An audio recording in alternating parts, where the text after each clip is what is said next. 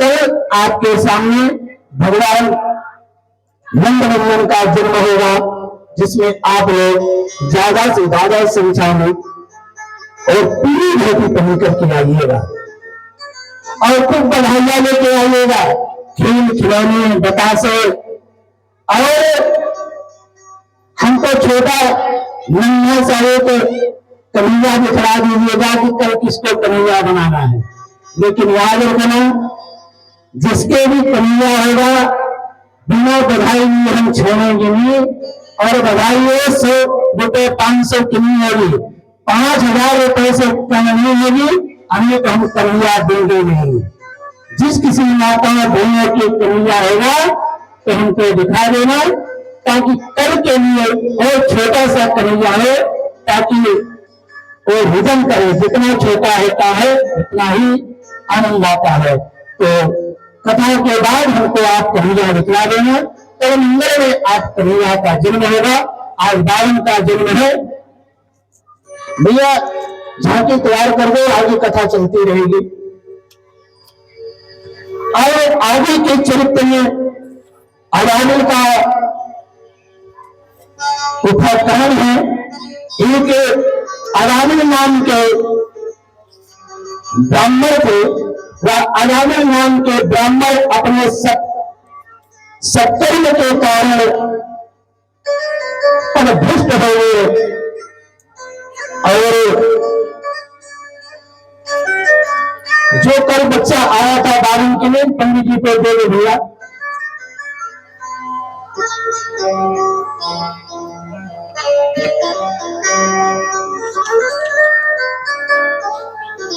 राजा परीक्षित ने पूछा कि हे गुरुदेव, ये बताइए कि मनुष्य से मन और वाणी से पाप हो जाता है तो उसका छुटकारा कैसे हो? और मनुष्य जीवन है, मनुष्य जीवन में पाप तो होते रहते हैं। गृहस्थ जीवन में 5 जगह पाप होते हैं। पहला होता है चूल्हा, लकड़ी जलाते हैं, कितने जीव मर जाते हैं। और दूसरा होता है चक्की, जो आप आटा निकालते हो। तीसरा होता है झाड़ू, झाड़ू लगाते हो, कितने जीव कीट मर जाते हैं। चौथा होता है मौसल, मौसल का तो धीरे धीरे काम खत्म हो गया है, क्योंकि सब जगह चावल खरीद करके आता है। और पांचवा होता है घड़ा, घड़ा की जगह फ्रिज आ गई है, तो घड़ा में पाप नहीं होता। घरों के अंदर किचुए याद आ जाते थे, जमीन में रखा जाता था। किंतु झाड़ू लगाते समय, खेत खलिहान में खेती करते समय ये सब पाप होते हैं। तो इन पापों से कैसी निवृत्ति हो? तो कहते हैं कि इसके लिए प्रायश्चित बताया गया है कि ब्रह्मोद्य वेद शास्त्र पढ़ना चाहिए और पितरों का यज्ञ करना चाहिए, देवताओं का पूजन करना चाहिए, बड़े वैष्णदेव की पंचबली देना चाहिए और जो अतिथि आ जाए उनकी अतिथियों की सेवा करना चाहिए।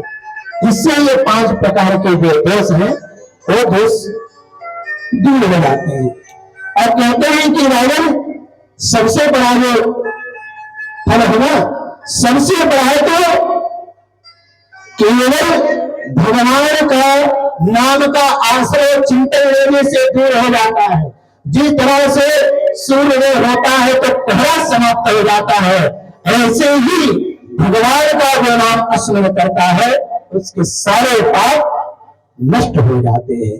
केचित केवलया भक्त्या वासुदेव परायणः, भगवान वासुदेव का आप परायण बन जाओ, बस आपके सारे पाप नष्ट हो जाएंगे।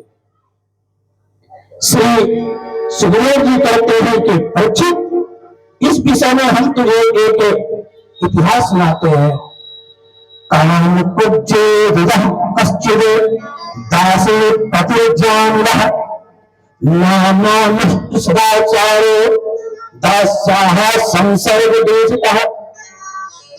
एक काम कुज्ज में कन्नौज में एक ब्राह्मण रहता था और वह ब्राह्मण अपने सत्कर्म से चुप हो गया था, दारू पीने लगा था, मद्यपान करने लगा, मांस खाने लगा।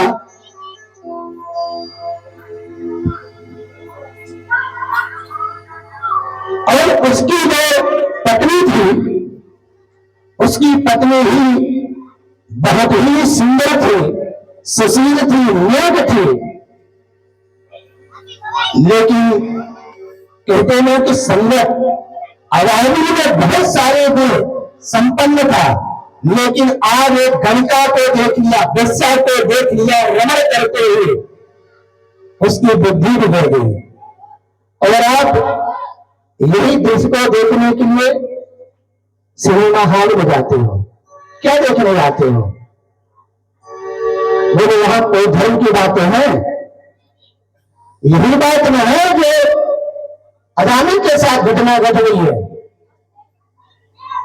और वही देखने के लिए आप पैसा खर्च करते हो, 4 घंटे बैठते हो। तो बोलो जब ये श्री संपन्न ब्राह्मण की एक दशा हो गई है, तो तुम तो संध्या रात्रि भी नहीं करते, तुम्हारी दशा बिगड़े तो क्या बुरा है? आप पैसा खर्च करते हो इसी चरित्र को देखने के लिए। उस गणिका के पास जाकर के बोला कि तुम मुझे बहुत सुंदर लगती है, तुम मेरे साथ चलो।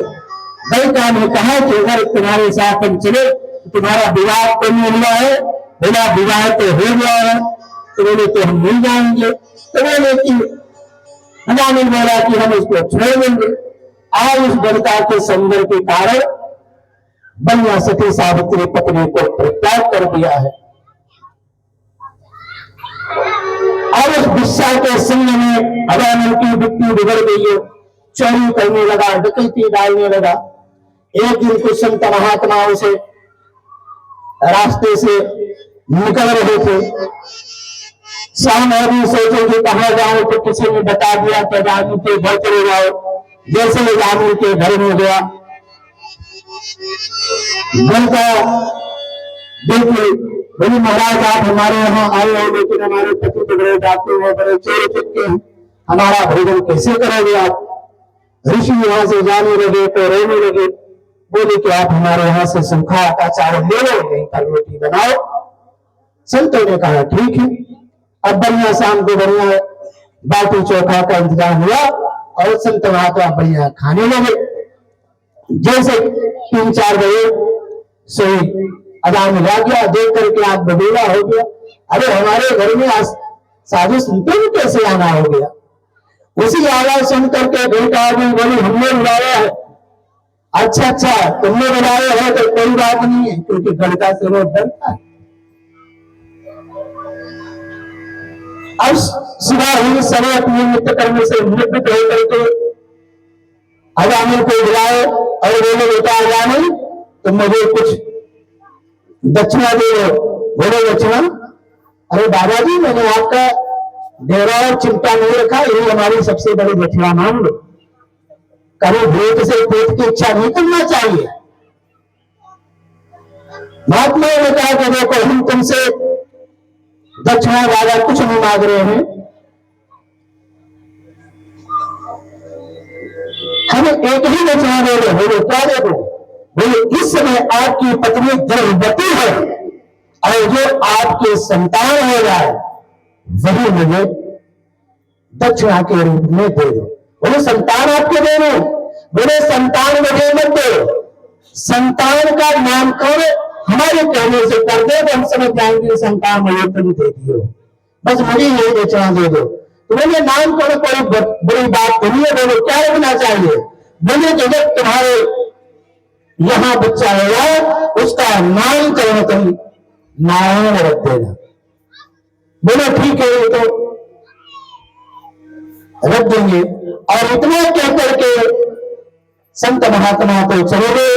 कालांतर में घर में तो उसके 9 पुत्र थे, 10वां वो हुआ है, उसका नाम नारायण रख दिया है। अब देखो कितना अच्छा मुक्ति का आश्रय बता दो। आप लोग कितना सुंदर नाम रखते हो आजकल, जिसका कोई आंसर ही नहीं होता। हर्ष रख देते हो, चिंकी रख देते हो, पिंकी रख देते हो, पिंटू रख देते हो, हाथी घोड़ा में नहीं क्या क्या रख देते हो। और पहले के नाम होते थे काशी प्रसाद, मनोहर लाल, मुरली मनोहर, राम जी, माधव। क्योंकि जब पिता अंतिम समय में मरने की ओर जाता है तो किसको पुकारता है? पुत्र को ही बुलाता है। तो कदाचित अगर पुत्र के बाद तो भगवान का नाम आएगा, लेकिन आजकल ऐसा नाम रखते थे तो नाम लेने तो नौकरी की प्राप्ति ही होगी। इसलिए अपने बच्चों का नाम सुंदर भगवान के नामों का रखो, ताकि आपके मुख से भगवान का नाम निकलता रहे और अंतिम समय आपके बालक के माध्यम से हो सकता है कि आपकी जीवा पर वही नाम आ जाए। आगे लड़के से बड़ा प्यार करने लगा, बहुत प्रेम करने लगा। कालांतर में धीरे धीरे उस नारायण नाम के बालक से बड़ी प्रीत हो गई और रावण का मुक्त संकट आ गया। और जैसे उस पापी रावण को लेने में मजबूत आया, तुमको देख करके रावण डर गया और अपने पुत्र को पुकारने लगा।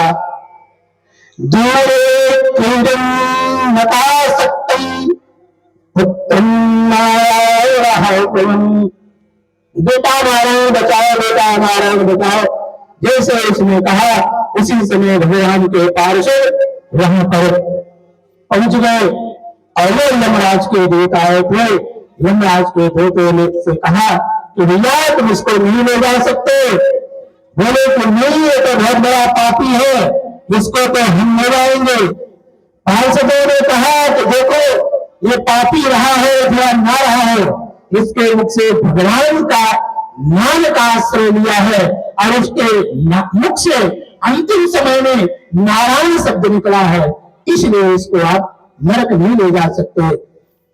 यमदूत तो ने कहा इसने नारायण का नाम नहीं लिया है, इसलिए तो अपने पुत्र का नाम लिया है।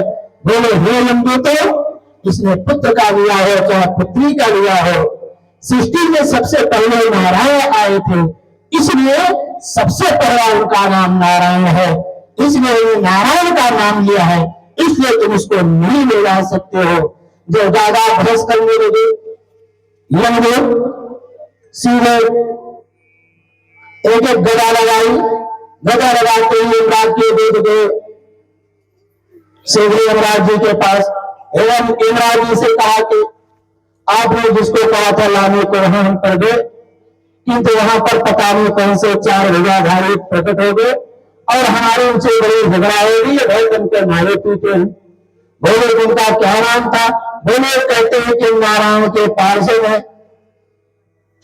अच्छा, नारायण के पार्षद बोले हैं, बेटा जहां नारायण का नाम निकले, अगर नारायण का नाम बोलोगे तो मेरा खाली हो जाएगा, इसलिए यहां से शब्दों को उच्चारण मत कर।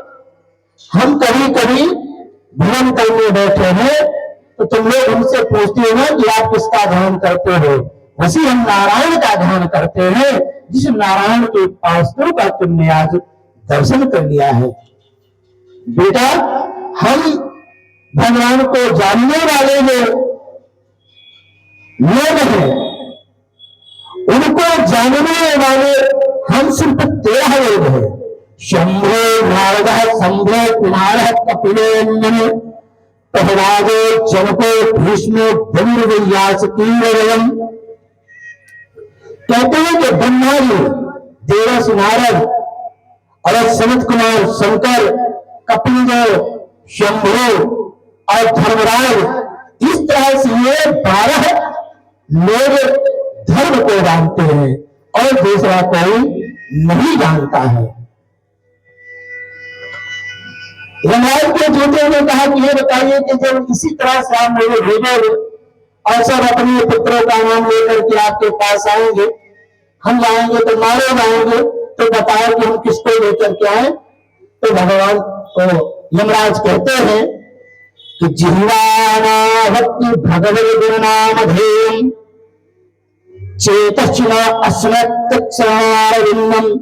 जिसकी जिह्वा पर कभी भगवान कृष्ण का नाम नहीं आता, जिसकी जिह्वा पर कृष्ण का नाम नहीं आता, जिसका इतना 5 किलो का वजन सिर भगवान के पदमों में कभी झुकता नहीं है, जो कभी अपने हाथों से भगवान का पूजन ना किया है, जो कभी सत्कर्म ना करता हो, ऐसे लोगों को तो मेरे पास लेके आ जाना। और बाकी जो भगवान के भक्त हैं उनके यहाँ कदापि मत जाना। और अगर उनके यहाँ जाओगे तो देखो ऐसे तुम्हारे ऊपर मार पड़ेगी, फिर हमको मत कहना कि हमको बहुत मारे। भगवान के पास यमराज के पासों ने कहा, सरकार अब खाई तो खाई, आगे खाई तो राम आई, हम कदापि अब ऐसे लोगों के पास नहीं जाएंगे जो आपके भक्त हैं, आपकी भजन करते हैं। तो देखो भागवत के माध्यम से साधारण आप जैसे लोगों के लिए मुक्ति का कितना सर्व साधन बता दो कि अपने पित्र का नाम भगवान से जोड़ दो। बोल भागवत भगवान की।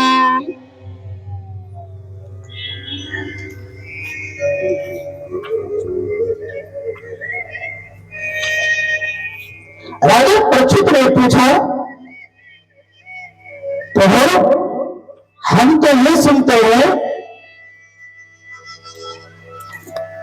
ये पर्दा खोल देते हैं, इससे हवा बहुत तेज आती है, इससे हमको दिक्कत होती है। वो भैया इसको बंद कर दो, तुम यहाँ खड़े हो जाया करो,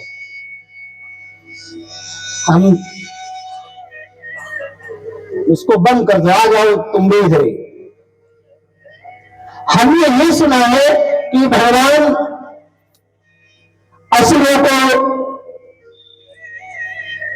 मारते हैं और भक्तों को बचाते हैं। और आप कहते हैं कि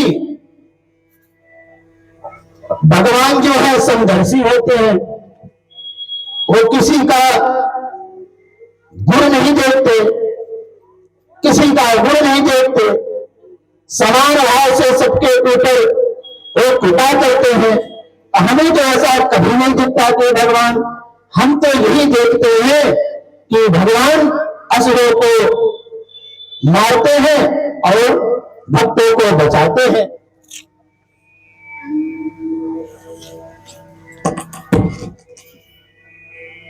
राजा परीक्षित ने जब ऐसा प्रश्न किया तो श्री सुखदेव जी कहते हैं कि मुझे कथा याद आ गई, तुमने बहुत सुंदर प्रश्न किया है। यही प्रश्न एक बार देवर्षि नारद से युधिष्ठिर महाराज ने किया था, और वही युधिष्ठिर के द्वारा जो प्रश्न किया था और उस पर नारद जी ने बताया था, वही प्रसंग हम तुझे बताते हैं।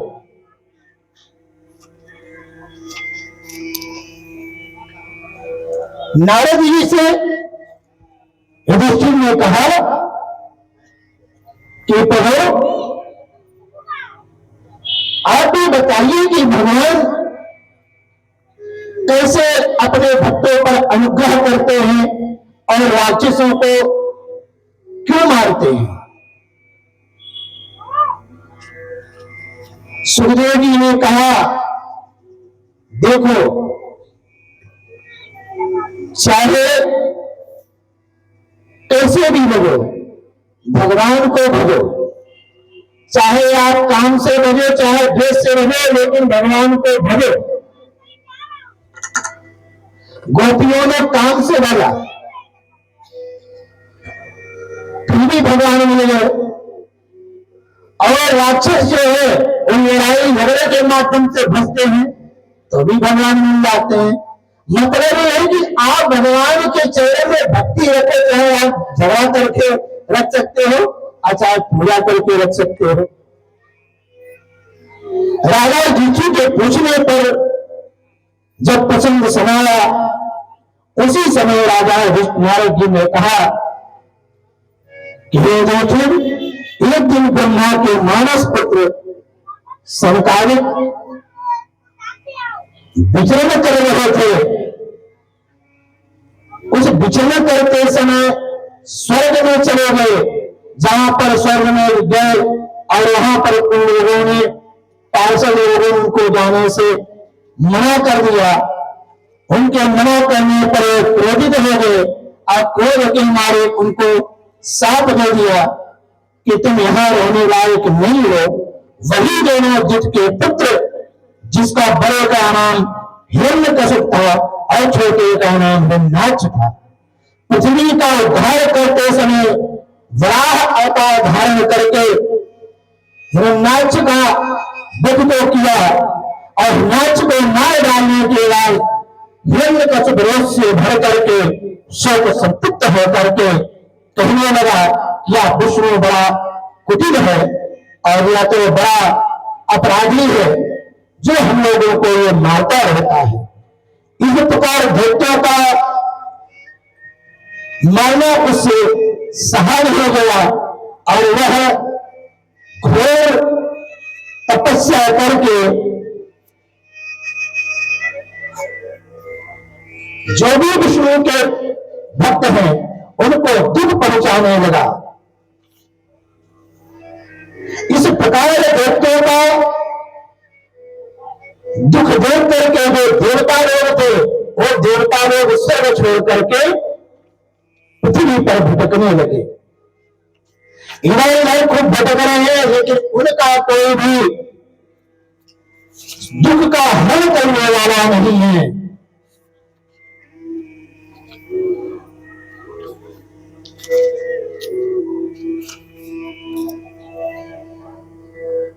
श्री नारद जी कहते हैं कि युधिष्ठिर, अब तुम्हें हिरण्यकशिप का जो चरित्र है उसका चरित्र सुनो। हिरण्यकशिप अजय और अमर है, ऐसा सोच करके उसने घोर तपस्या की और तपस्या करने के बाद वह सर्व सामर्थ्य बन गया। मंदराचल की घाटी में जाकर के घोर तपस्या करने लगा। उसकी तपस्या से स्वर्ग के जो देवता हैं वो सब ब्रह्मा जी के शरण गए और ब्रह्मा जी से प्रार्थना करने लगे।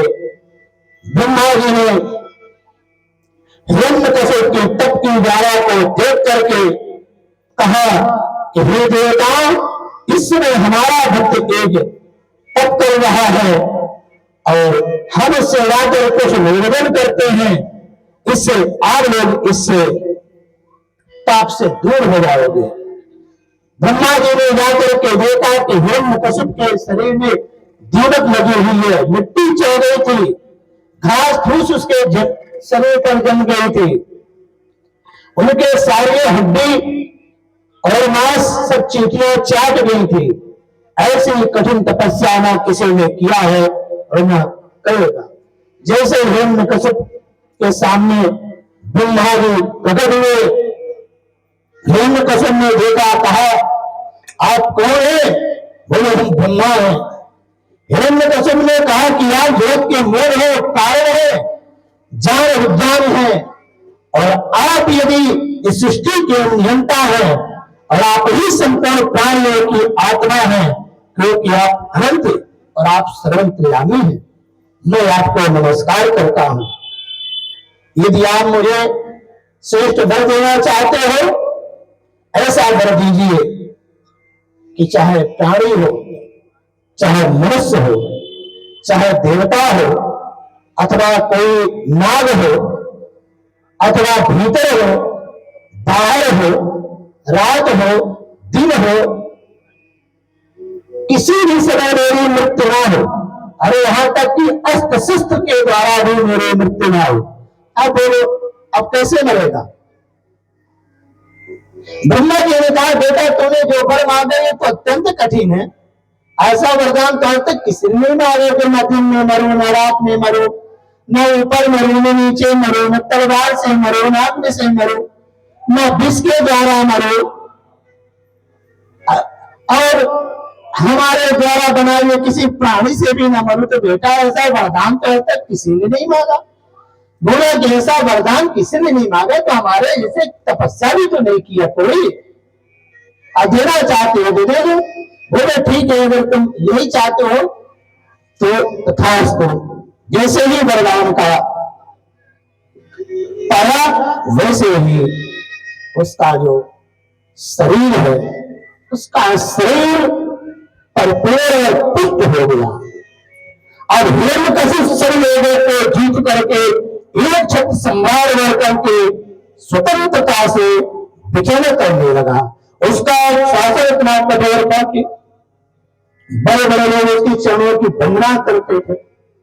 उस कठोर शासन से सब लोग और घबरा गए और किसी का आश्रय नहीं मिला। तब भगवान के स्मरण में एक दिन में आकाशवाणी सुनाई दी, देवताओं तुम डरो नहीं, तुम्हारा कल्याण होगा, क्योंकि मेरे दर्शन से सबको कल्याण की प्राप्ति हो रही है। तुम समय की प्रतीक्षा करो। यदा दिवेषु देवेषु गोषु भित्तेषु साधुषि। कोई प्राणी जब देवता पर, वेद पर, गाय पर, ब्राह्मण पर और साधु पर और धर्म पर जब कोई कुठाधार करता है तो मैं शीघ्र ही इसके विनाश के लिए पृथ्वी पर अवतार लेता हूं। भगवान ने देवताओं को आकाशवाणी के माध्यम से सुनाया। देवता लोग प्रसन्नचित हो गए। इसके बाद हिरण्यकशिपु बड़े बड़े दैत्यों को अपने टीम में गैंग में शामिल कर लिया। हिरण्यकशिपु के बड़े ही विलक्षण 4 पुत्र थे।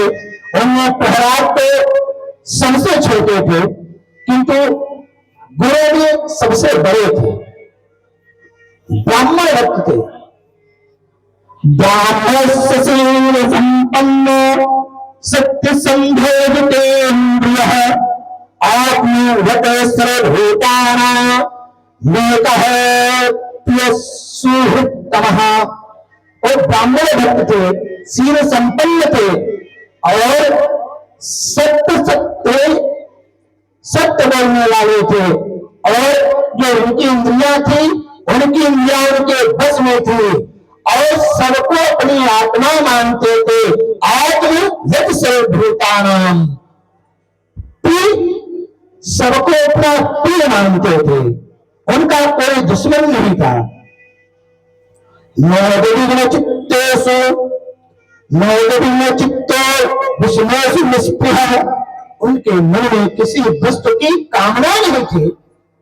उनका इंद्रिय मन शरीर सिर्फ भगवान की भजन करना चाहता था।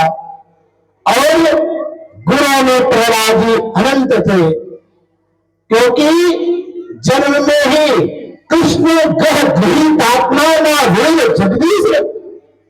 जन्म में ही प्रहलाद जी को वो कृष्णरूपी ग्रह उसको लग चुका था। और जिसके जीवन में ग्रह लग जाए इतना जल्दी छोड़ता नहीं है, चाहे उसको जितना भी आप अनुष्ठान कराओ। तो प्रहलाद जी के जीवन में और तो कोई ग्रह नहीं लगा, लेकिन कृष्ण रूपी ग्रह लग गया। और जो कृष्ण रूपी ग्रह जिसके ऊपर लग जाता है ना, तो छोड़ता नहीं है। जैसे आपका बनाते हो ना, काय से बनाओगे और फिर क्री लिखने के लिए आप ऐसे ही थोड़ा सा एक चंद्रबिंब लगाओगे तब क्री बनेगा।